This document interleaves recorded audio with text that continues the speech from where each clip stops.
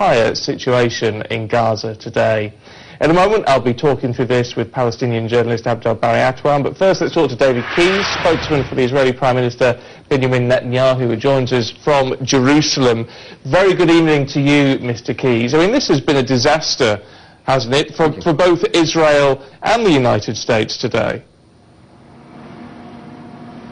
It has been a disaster that Hamas is throwing its people into war, that Hamas is advocating the total destruction of Israel, that Hamas is hiding behind women and children and sending innocents to the front and hiding behind them as they shoot rockets and throw bombs and place IEDs and throw Molotov cocktails, all in an attempt to storm into Israel and to kill civilians.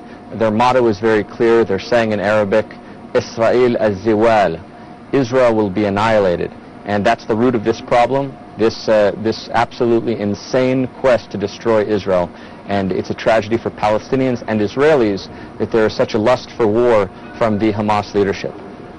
But why would you I mean, on the basis that Donald Trump said this was going to happen, why would you allow it to happen on, it might be Israeli Independence Day, but on the eve of Nakba as well, when it was known this was going to inflame tensions? I presume you mean the recognition of Jerusalem as the capital of Israel and the moving of the embassy. I think that to recognize basic historic facts is a good thing, because peace can't be built on a foundation of lies. Peace should be built on truth, and there's no truth that is more attested to than the fact that Jerusalem is the capital of Israel.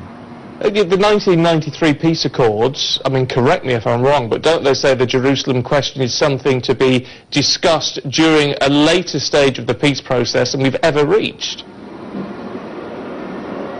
Well, unfortunately, the Palestinian leadership has turned down in recent years every single overture of ours to meet anytime, anywhere for peace talks. Instead, they've been funding hundreds of millions of dollars to terrorists and murderers.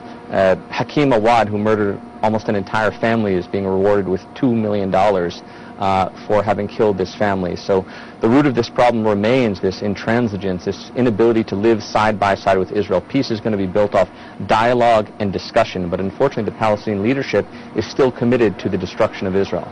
So the 1993 peace accords are dead, are they, according to the Israeli government?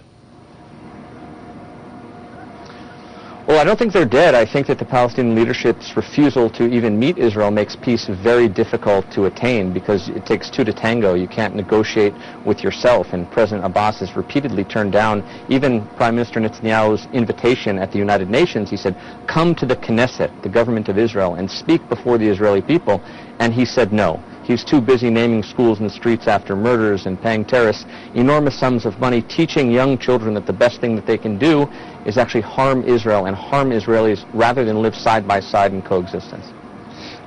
Can there ever be a peace without an honest broker to try to deliver this? And obviously that was the role that has been traditionally seen as the United States. I mean, that can be no more, surely.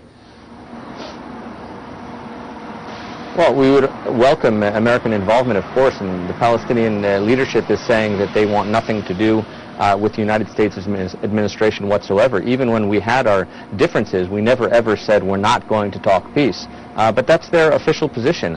They're funding terrorism, they're lauding terrorism, they're teaching the younger generation that terrorism is a good thing. It's no surprise that peace is stalled at this present moment with such an approach. Benjamin Netanyahu talks of peace. He's talked about peace today. How is today's move good for peace in any way, shape or form? Well, it's good, first of all, in its own right, because this is an axiomatic truth. The fact that Jerusalem is the capital of Israel, it's been the capital of the Jewish people for 3,000 years. It's been the capital of the state for 70 years. Sometimes it's good just to speak the truth plainly. The other way that it's good for peace is that it begins to pop the delusions that people have been living with for far too long. Just behind me is the Knesset of Israel, the government, the Supreme Court, the Foreign Ministry. What is the capital of Israel if not Jerusalem? Okay, David Keyes, appreciate your time. Thank you. Let's talk to Abdel Barry Atwan, the Palestinian journalist. Good to see you, Barry. So here we are. It is the